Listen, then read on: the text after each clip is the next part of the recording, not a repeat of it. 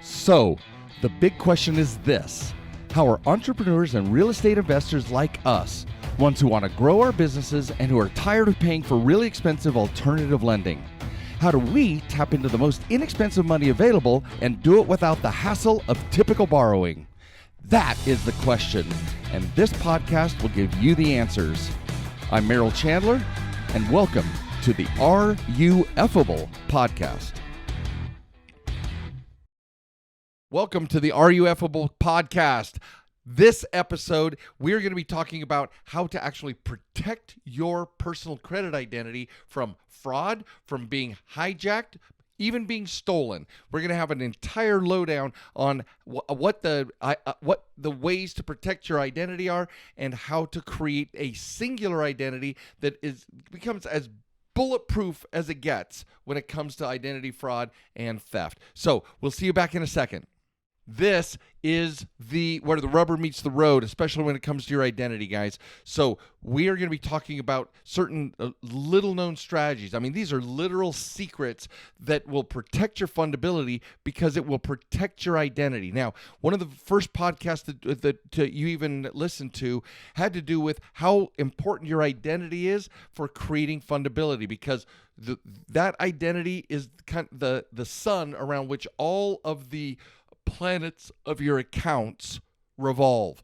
If that sun is not stable, then you're not going to have the necessary, literally, the gravity that you need to attract lenders who trust you or trust who you say you are when you fill out an application. So now, the beautiful thing about this podcast is that when it goes, be sure to go to fundinghackers.com and look on the blog. It's going to have a link for you to be able to download. All of the things we're talking about are actually in a module that I give my clients. I'm giving it to you. All you have to do is go in there and tell us where to send it, and we're gonna send it to you. So here is the first thing that we're gonna cover. First of all, there are other consumer disclosures besides the first three we talked about several episodes ago. A consumer disclosure is the official document that you get free once per year from anybody who holds data on you, that collects it and holds data. So we talked about Experian, TransUnion, Equifax. The three credit bureaus all hold data on you, and we've showed you how to go to annualcreditreport.com and collect that and get one free report per year. That's what holds all the data for your 24-month look-back period, et cetera, et cetera. There are other consumer disclosures that are important for you to understand and know, because what I tell everybody is you have to have the information before your lenders do. All right, you have to have it before before anybody who's making a decision about you. You need to know what they know, and you need to know it before they know it. So let's go over some of these. First of all, there's the Medical Information Bureau, and that link is going to be in the PDF that we send you, or that you're going to be able to download. You can also call them, but the Medical Information Bureau is the place where all your medical records are collected. You know, when you have medical transcriptionists and people are collecting all that data and the doctors are writing it down, but then you have the equivalent of stenographers, right? The people who translate all of those doctors' instructions. You know where that stuff ends up? The Medical Information Bureau. It is the warehouse. It is the credit bureau for your medical data. So when you are FICO and many other insurance providers use the data that's on the Medical Information Bureau in order to establish your insurance rates, whether or not you have a pre-existing condition, because they look at the Medical Information Bureau, and if you did a cancer test and it was positive before you got your insurance, they're going to call it a pre-existing condition. Well, it's because it's on the Medical Information Bureau. So you need to get your copy of that and find out what's being reported on you medically. The next one is the bounce check verification system. Now, there are numerous. There's 4 or 5 of them, and I've got the phone numbers here. They are. There's a very difficult path to getting to the online versions of these. They make it difficult, but they're offering it to, as Congress has mandated, you get a free report once per year. So these, the check systems, CrossCheck, Certegy, Telecheck, all of those, you call them and find out what checks may have been written in your name that may stop you from getting further bank accounts. All of the check systems are used for all business banking relationships, and if you've got something hanging out there, whether it's yours or somebody did something in your name, you're going to you're going to want to know about it before you get denied that business checking account or otherwise.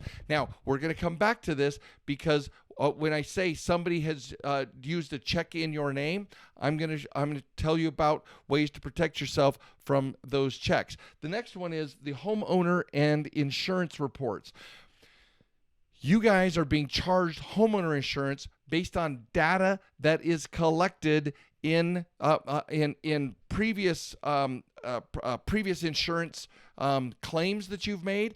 And remember, when we went over the FICO, there was one of the FICO things that are establishing your tendency to use your homeowner insurance. FICO has a scoring model. They use the data, FICO uses the data from these insurance reports to score you to see what kind of homeowner rates that you should get. So there is, and in the disclosure that you'll download, there is links to be able to go through and get a copy of all of these. One of those is the LexisNexis Consumer Disclosure request form. It is all downloadable there.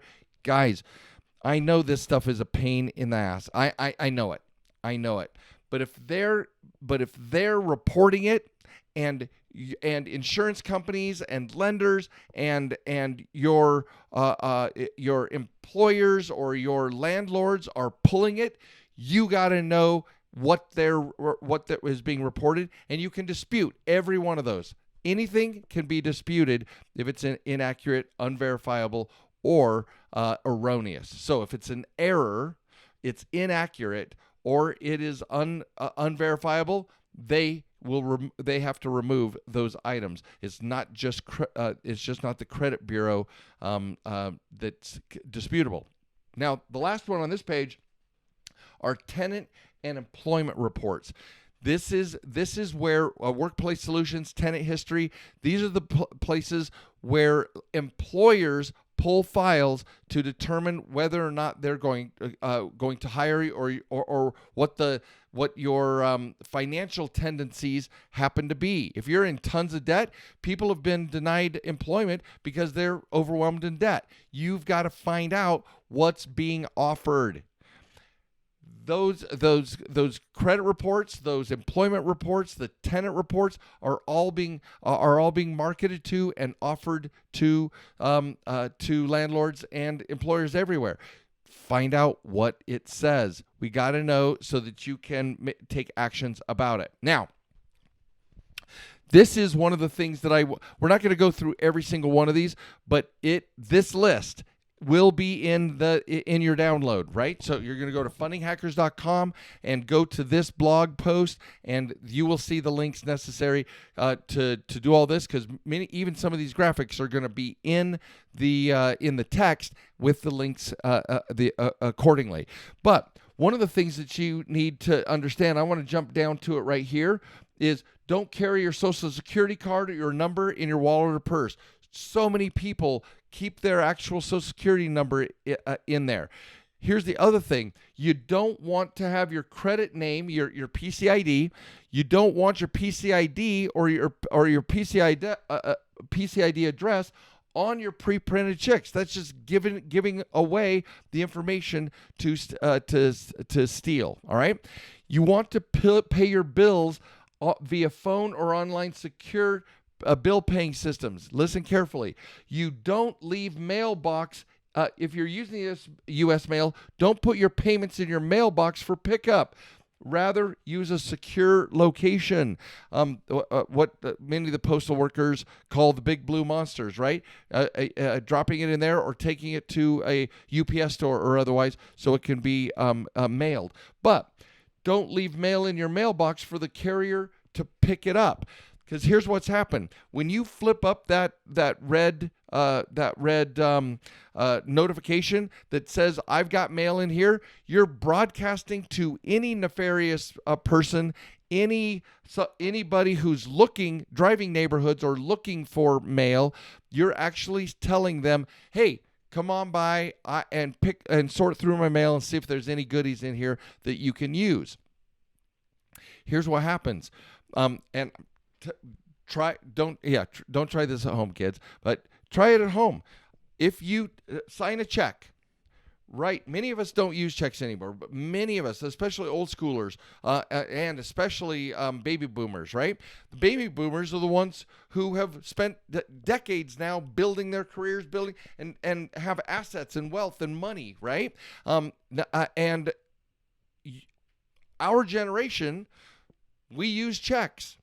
So if you're old school and you're using checks, be aware of this. If you sign a check and you fill it out and you're going to pay a bill with it, do you realize that somebody who knows what they're doing, and now you're going to know because I'm going to tell you, you can actually take that check, you can dip it into acetone, okay? Dip it into acetone up until, and don't get it wet where the signature is. It will melt all of the ink off. It will completely dissolve the ink except for where your signature is. Then you have the freedom, anybody, once that acetone dries, you're able to fill out the check to any amount and with a bona fide signature on it. When that signature's there, it passes muster, and you have to fight with the bank saying, I didn't make this check. And they say, this signature matches your signature on file at the bank. Bad juju, guys. Horrible juju. Do not use checks to pay your bills. Pay bills via phone or secure online bill paying service. And the final thing, we're not going through all these, but read through them all. Do them all. Yeah, it's crazy what somebody who knows what they're doing, how they can take advantage. The other thing is, don't sign your credit or debit cards. Write in where it says for signature, write ask for ID. Now, many merchants and vendors ask for ID already, right? But you should write on your, I don't have my wallet. I was going to show you mine. You should write ask for ID on the back of every single one of your credit cards and your debit cards. So that way they're matching your name and your name and your information. Okay. So go through this. Here's the issue. You can make a bulletproof personal credit identity when you are able to get as close as possible. It took me several years to get one name, one address, one phone number, one set of employers. We'll talk about that later. One set of employers and one Social Security and date of birth on my profile. Because some accounts were linked, or some were hanging on. Some of the bureaus wouldn't let go of a couple of the data points. But if you apply with only one, like Merrill R. Chandler, okay? Let's say that's my PCID name, Merrill R. Chandler. But if my driver's license says Merrill Ray Chandler and somebody steals my wallet and tries to take that information and put on on an application Merrill Ray Chandler, because that's what my official documentation says, but every creditor on the planet has Merrill R. Chandler, they're going to get denied because of the data points. We're going to continue talking about this more, but the data points don't match up, so that application is going to be denied because the fraud software, FICO Falcon, early warning systems, and the credit bureau databases are all going to have the same message. Merrill R. Chandler. I have my identity has the most likelihood of being protected because I don't. Now, I'm not telling you all what I do. I'm just using that as an example. The better and more clear and more singular your identity, the better opportunity you have of having a clean and clear personal credit identity. And the better your fundings are going to be, because they don't even get to whether or not they want to fund you if they don't trust the data points that you're putting on the application. So make sure that you clean up your personal credit identity as we've done, one of the early episodes. Make sure you get that done. If you want help in that, go to the damn boot camp, and it's one of the things we do in the boot camp. So fundinghackers.com boot camp, you're set. Get these done. Follow these instructions, and you have the much higher likelihood of surviving in this identity theft world. All right. Now let's talk about another way to protect your fundability. In big screaming letters, I'm saying do not respond to credit offers. People say, why? Sometimes those offers are awesome. And I'm like, I didn't say don't get a new credit card or credit line. What I'm saying is don't respond to credit offers, because the fundability of your profile falls into two categories. Are you a proactive borrower? Read professional borrower. Are you a reactive borrower? Are you a consumer? Are you an amateur? Are you a rookie? Those are two, that's my language, but the proactive borrower versus a reactive borrower, they grade you on on your susceptibility to credit offers. Why?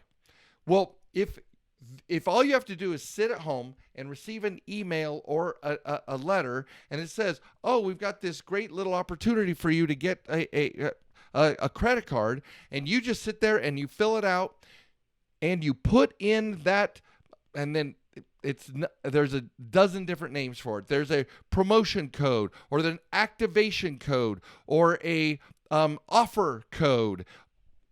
Any of those names, or 100 different other ones, a dozen different other ones.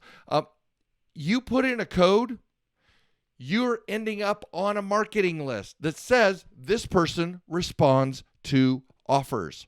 Have you ever, sitting on your bank, has a window popped up in one of your credit card or banking apps that says, "Oh, be sure and give us your, would you like better credit card offers or better offers from us?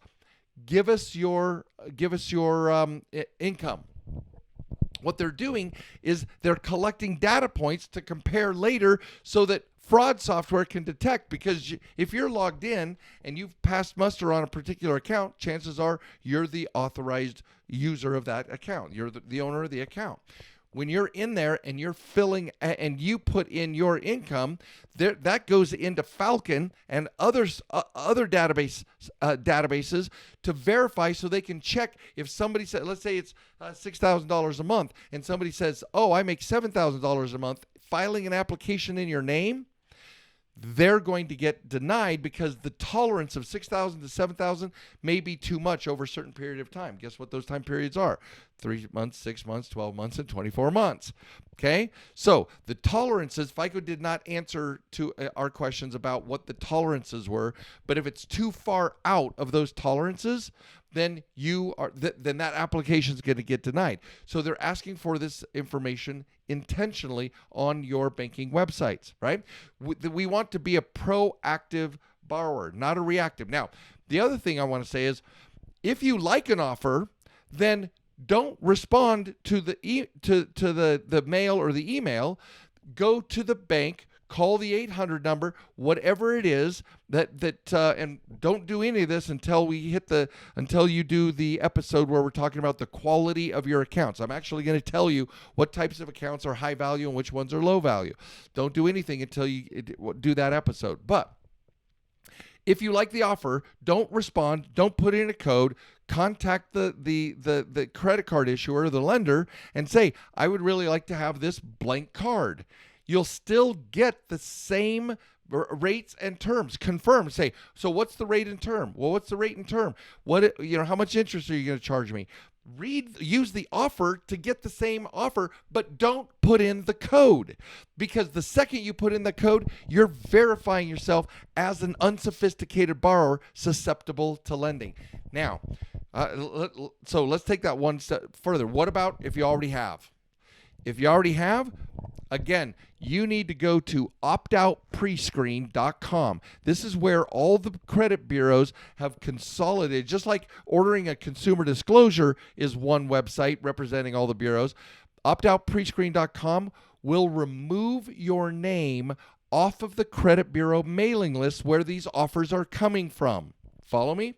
So, we have found anecdotal evidence from our clients when they remove their name from these credit bureau mailing lists, right, or the offer lists, their scores have gone up 10 to 20 points. So the question is why? Why would somebody's score go off getting off of these databases? If you connect the dots, it's simple. They're raising your score because you're now more fundable, because you're not susceptible to lenders. So let's say Chase sends you a thing, an offer, and you fill out the offer from Chase, and you put in the code, and you get approved. The next person is going to look and say, oh, there's a recent inquiry. I don't know if they were approved or not, because in that 30-day period, even if you're approved, it doesn't show up on your credit report for 1 or maybe 2 reporting cycles. They don't know that you've been approved, and so they may deny you because of the inquiry or the 524 rule. Remember, we talked about the 524 rule. If there are more than 5 approvals in 24 months, you're going to get denied on the 6th, 7th, 8th, 9th, and 40th after that. The opt-out pre-screen doing the optoutprescreen.com removes you from the list, so you're not susceptible. So any new lenders that are coming after a current lender is not afraid, right? They're like, I don't know what they've been approved for other places. I'm not going to give them I'm not going to approve them. So it's a valuable tool. Make sure you implement it, guys. And here's the other thing, that you may have done this before, but go to your MyFICO credit report. If you haven't pulled it, myfico.com, get the advanced the credit monitoring, and then you need to opt out of every version of your name. Remember, they've been collecting this stuff for a reason. You've been putting it on because you didn't know better. They didn't teach you. They didn't reveal the truth of the funding game. They've kept you in the dark. So we're now learning this for the first time. In your case, when you opt out, you need to opt out of every single version of your name and out of every single address that is on the credit report, even if you don't live there. It takes a minute, but you've got, because mail forwarding, do not forward address correction requested. There's a whole bunch of United States Postal Service mechanism for updating addresses for people who are inquiring. Opt out of every version of your name and every address, so that you can have the most confidence that you're not that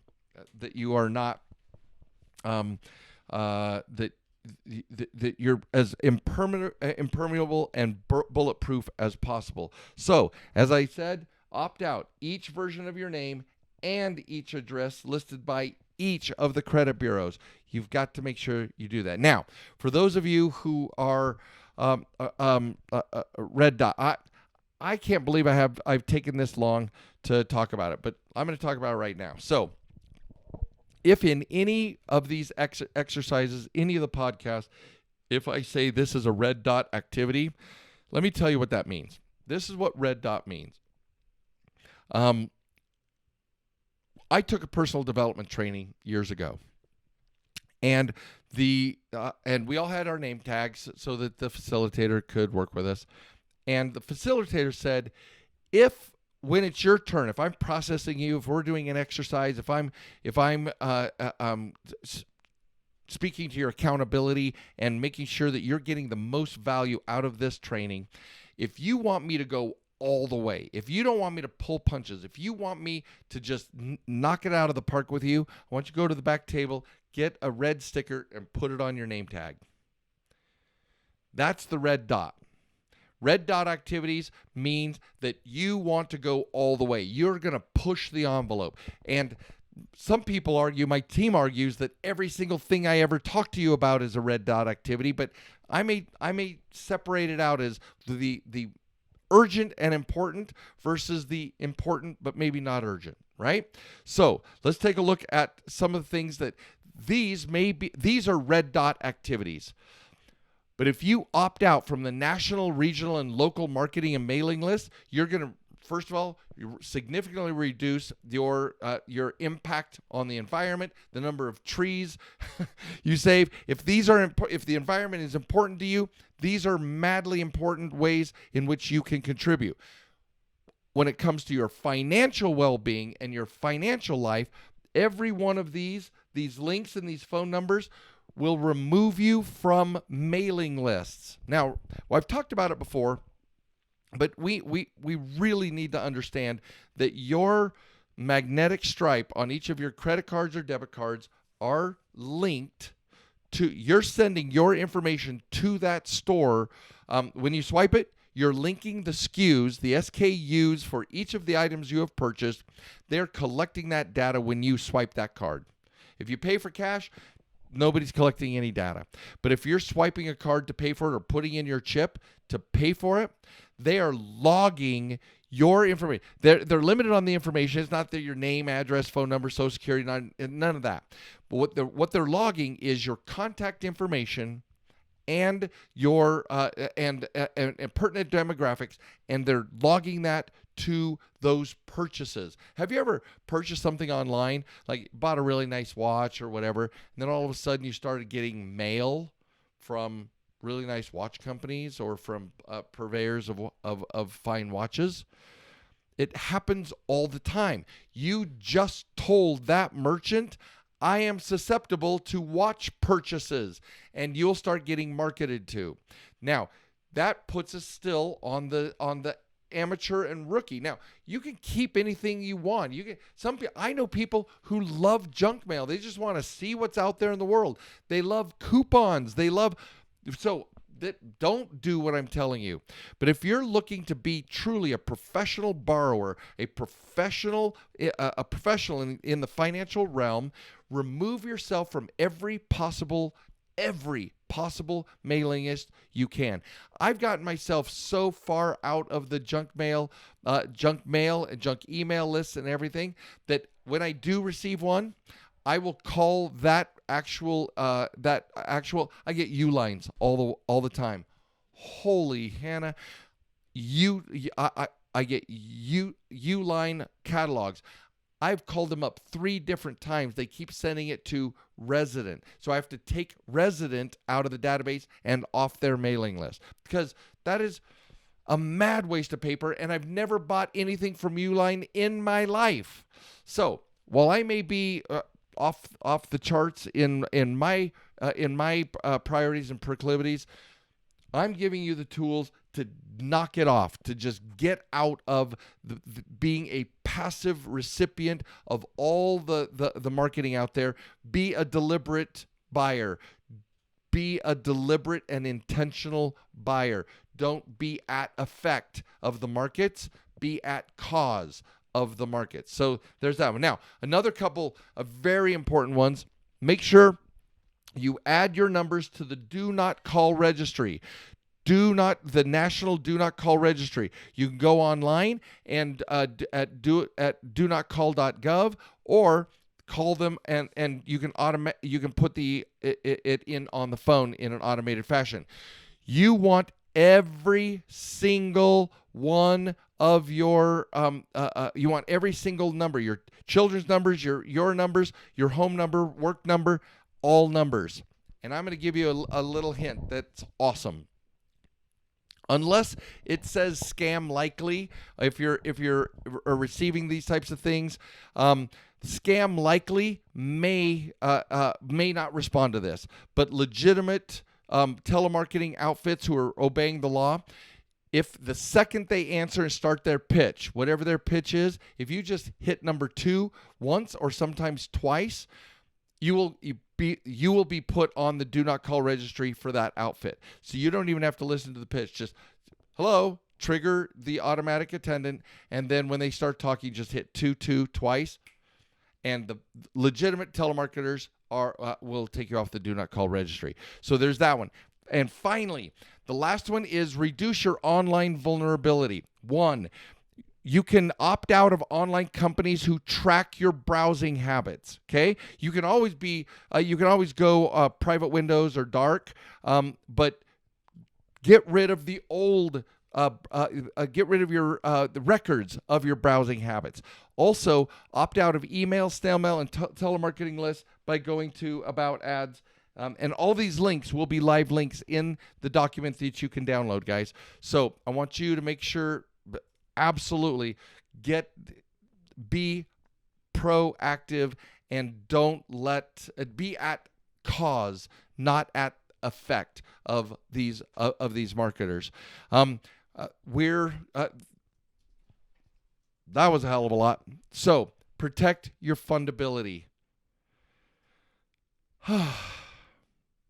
Guys, I want in every possible way to make sure that you guys are in protected, safe, and that your borrowing habits are being measured, and you're giving you're giving FICO and the lender software the best possible opportunity to grade you high, so that you can have the funding opportunities that you deserve, that grow your life, grow your businesses. And so have a spectacular morning, noon, or night, whenever you happen to be listening to this or watching it. And we will see you on the next episode of Are You Effable? Because I definitely want you to be. Bye now. Hey guys, thank you for listening to Are You Effable?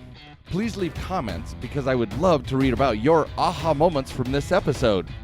And be sure to visit fundinghackers.com to view the blog post, get important links, join our community, and much, much more.